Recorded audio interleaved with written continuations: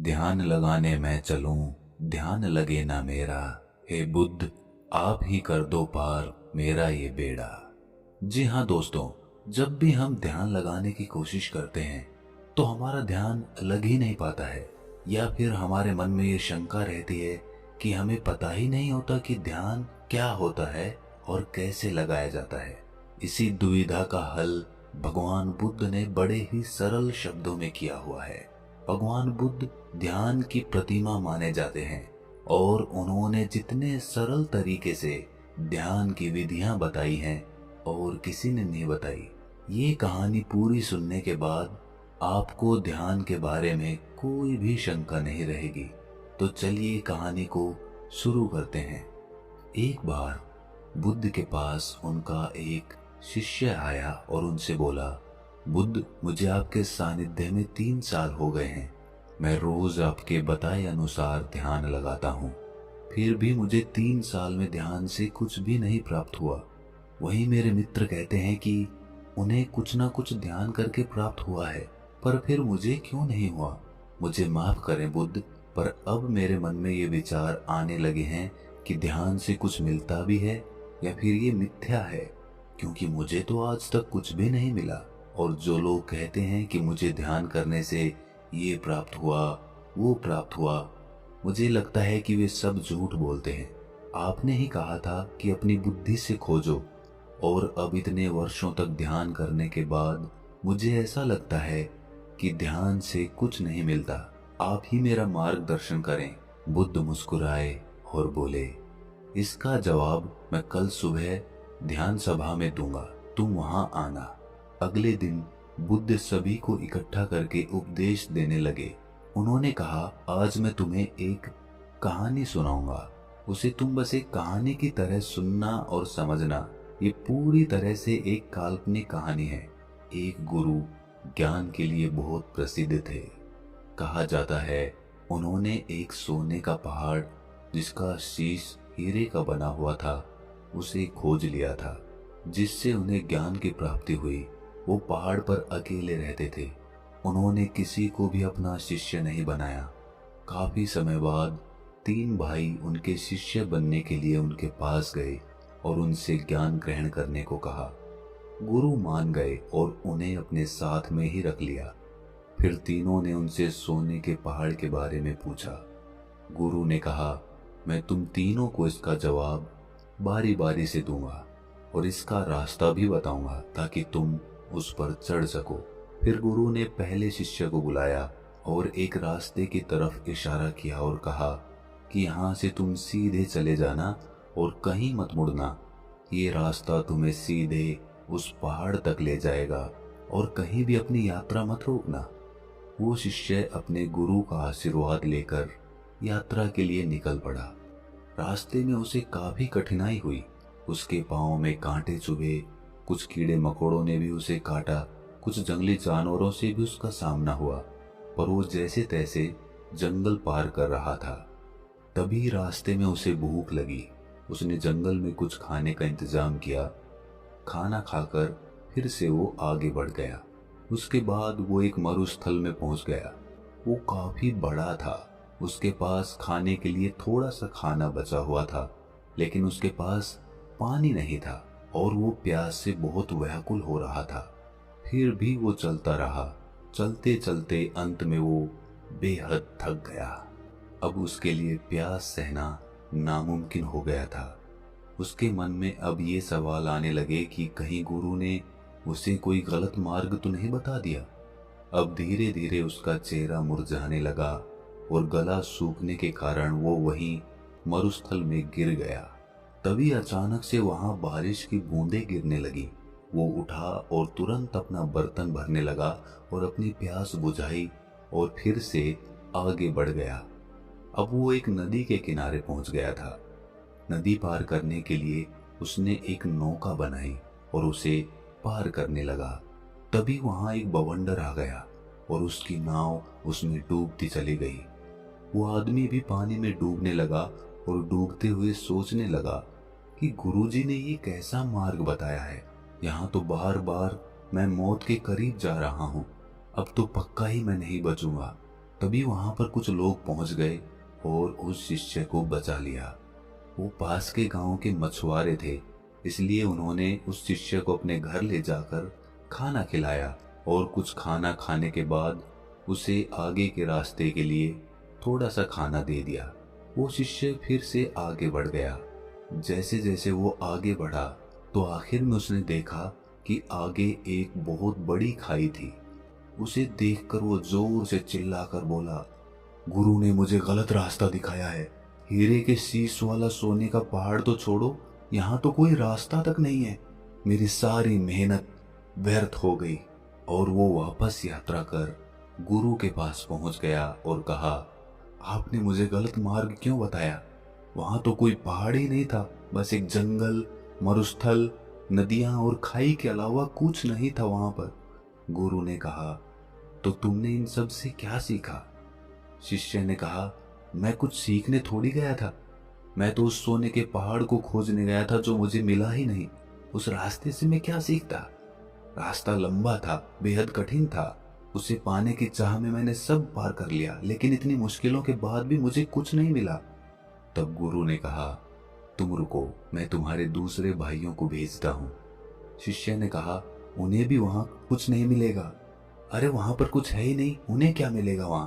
तब गुरु ने अपने दूसरे शिष्य को आशीर्वाद दिया और वो भी उस मार्ग पर निकल गया। कुछ दिन के बाद वो भी वापस आ गया।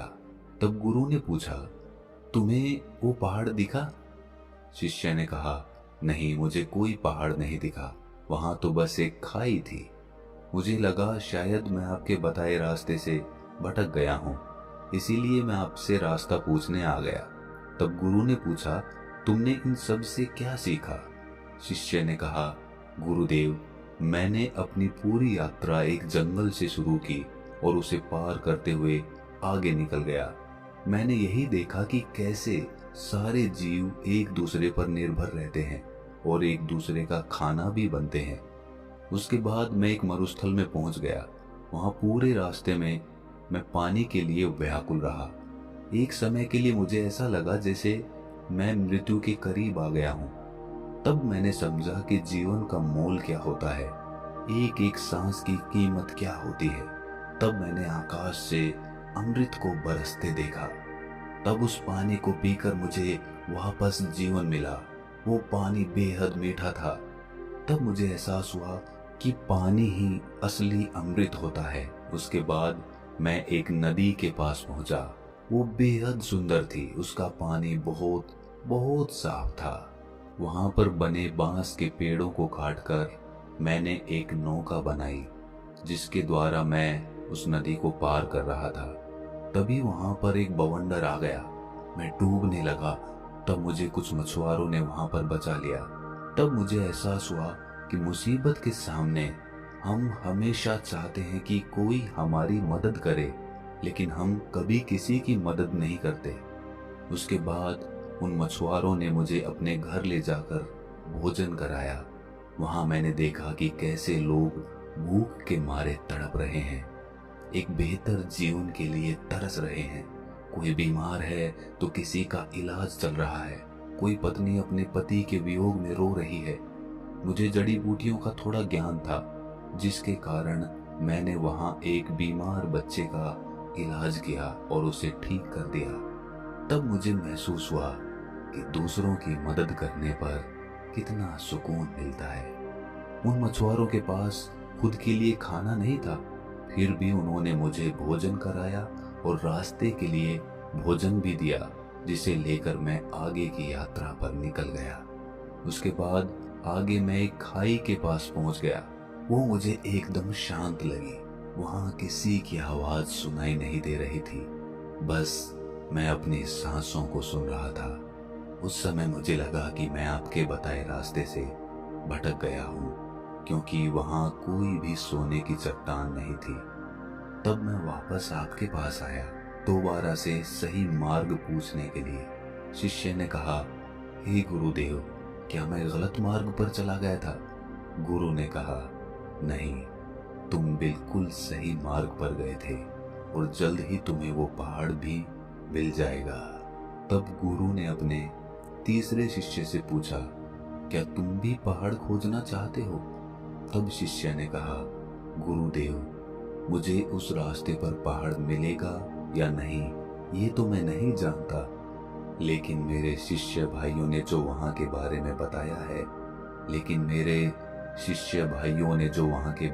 बताया है मैं उसे जानना चाहता हूँ। तब तीसरा शिष्य गुरु का आशीर्वाद लेकर यात्रा पर निकल पड़ा। कुछ दिन बाद वो शिष्य वापस आया। गुरु उसे देखकर समझ गए थे कि उसे वो पहाड़ मिल गया है। उसके चेहरे पर अलग ही चमक थी, वो काफी शांत था। शिष्य ने गुरु को प्रणाम करते हुए कहा, हे गुरुदेव, आपने जो मार्ग दिखाया उसका मैं बहुत आभारी हूँ। मुझे वो सोने का पहाड़ मिल गया है जिसका शीश हीरे का बना हुआ है। ये सुनकर बाकी दोनों शिष्य बोले, क्या तुम्हें वो खाई मिली? तीसरे शिष्य ने कहा, हाँ, मुझे मिली थी। मैंने भी वो सब अनुभव किया जो तुमने किया था।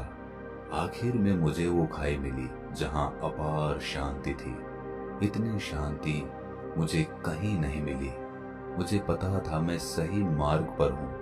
पहाड़ यही है। उसे ढूंढने के लिए मैंने खाई में कदम बढ़ा दिया। उस समय मेरे मन में भी बहुत सी आशंकाएं थीं, लेकिन मैंने 2 बार मृत्यु को करीब से देख लिया था, इसलिए मुझे उसका भय नहीं था। अब मुझे बस वो पहाड़ ढूंढना था और मैंने अपना कदम उस तरफ बढ़ा दिया। जब मैं आगे बढ़ा तब मैंने देखा कि मैं खाई में गिरने की जगह हवा में उड़ रहा हूँ और इसी तरह मैं उस खाई पर आगे बढ़ता चला गया और मैंने वो खाई पार कर ली। जब मैं आगे पहुंचा तो वहां काफी अंधेरा था, बिल्कुल भी रोशनी नहीं थी। उसके बाद जब मैं और आगे बढ़ा तब देखा कि आगे अथाह रोशनी है। वो रोशनी इतनी थी कि मुझे उसमें कुछ भी दिखाई नहीं दिया। तब भी मैं आगे सीधा बढ़ता गया। उस समय भी मैं बेहद डर रहा था, कांप रहा था, लेकिन फिर भी मैं आगे बढ़ता रहा और अंत में मुझे वो सोने का पहाड़ मिल गया जिसका शीश हीरे का था। उसके ऊपर जाने के बाद मेरा मन बिल्कुल शांत हो गया। बेहद खुशी हुई और मन आनंदित हो उठा। कहानी पूरी होने के बाद बुद्ध ने सबसे पूछा कि तुमने इससे क्या सीखा? तब बुद्ध के शिष्य उनके सामने हाथ जोड़कर खड़े हो गए और कहा कि हे बुद्ध, उन तीनों शिष्यों के गुरु ने जो रास्ता उन्हें दिखाया था वो रास्ता उनके अंतर्मन का था। पहले शिष्य की लगन और निष्ठा सही थी, लेकिन वो महत्वाकांक्षी था। उसने मार्ग में आई किसी भी चीज से कुछ भी ज्ञान प्राप्त नहीं किया। वो पूर्ण रूप से महत्वाकांक्षी हो गया। उसके मन में बस वो पहाड़ चल रहा था, जिसकी वजह से वो आसपास की चीजों से कोई भी सीख नहीं ले सका, जबकि उसके आसपास ज्ञान ही ज्ञान था। दूसरे शिष्य ने सब देखा और समझा कि प्रकृति कैसे काम करती है, जीवन कैसे जिया जाता है, मौत के समय कैसा लगता है। उसने मौत और सांसों के मूल्य को समझा। उसने अमृत को पहचाना कि पानी ही अमृत है। वो आखिर तक गया और उस छोर से वापस आ गया जहां उसे मंजिल मिलनी थी। वो उस खाई को देखकर घबरा गया जिसकी अथाह शांति उसको पसंद आई थी, लेकिन वो ये नहीं समझ पाया कि वही उसका रास्ता है और वो उसे गलत मार्ग समझकर गुरु के पास वापस लौट आया। लेकिन इस यात्रा से उसने कुछ पाया, लेकिन तीसरे शिष्य के मन में उस पहाड़ को पाने की कोई जिज्ञासा नहीं थी। वो तो बस उस मार्ग को जानना चाहता था, उसे देखना चाहता था जो उसके साथियों ने देखा था। आखिर में वही हुआ, उसने हर चीज अनुभव की। फर्क बस इतना था कि वो उस खाई की गहराइयों में चला गया जहां एकदम अनंत शांति थी। वो इस सब को महसूस करते हुए अंधकार में आगे बढ़ता गया और एक समय के बाद उसने रोशनी ही रोशनी देखी और वो पहाड़ जिसकी उसे तलाश थी, वो पहाड़ कोई और नहीं बल्कि खुद का उसका शरीर था जिसमें सोना उसका शरीर था, जबकि हीरे का शीश उसका मस्तिष्क था, जिसमें उसे बहुत सारा ज्ञान और शांति अनुभव हो रही थी। अब जिस शिष्य ने बुद्ध से कहा था कि उसने 3 साल में ध्यान से कोई भी चीज प्राप्त नहीं की, वो बुद्ध से जाकर बोला कि मुझे माफ कर दें, पहले मैं आपका पहला शिष्य बना हुआ था, लेकिन अब मैं कोशिश करूंगा कि आपका दूसरा शिष्य बनकर दिखाऊं। अब मेरे मन में कोई भी दुविधा या सवाल नहीं है। दोस्तों, हम सबका ध्यान मंजिल की तरफ होता है, लेकिन असली आनंद तो रास्ते का होता है, मार्ग का होता है। और जो व्यक्ति मार्ग का आनंद लेते हुए मंजिल का सफर तय करता है, वो मंजिल तक पहुंचते पहुंचते ही अथाह शांति को प्राप्त कर लेता है। और जो आदमी सिर्फ मंजिल पर पहुंचने की चिंता करता है, वो मार्ग का आनंद ही नहीं ले पाता। इसीलिए मंजिल से ज्यादा मार्ग जरूरी हो जाता है। अगर आपको ये कहानी थोड़ी सी भी ज्ञानवर्धक लगी तो इसे अपने सगे संबंधियों और दोस्तों के साथ शेयर जरूर करें, और ऐसी ही ज्ञानवर्धक कहानियां सुनने के लिए हमारे चैनल को सब्सक्राइब कर लें और इस वीडियो को लाइक जरूर कर दें। तो मिलते हैं अगली कहानी में, तब तक के लिए अपना ख्याल रखें।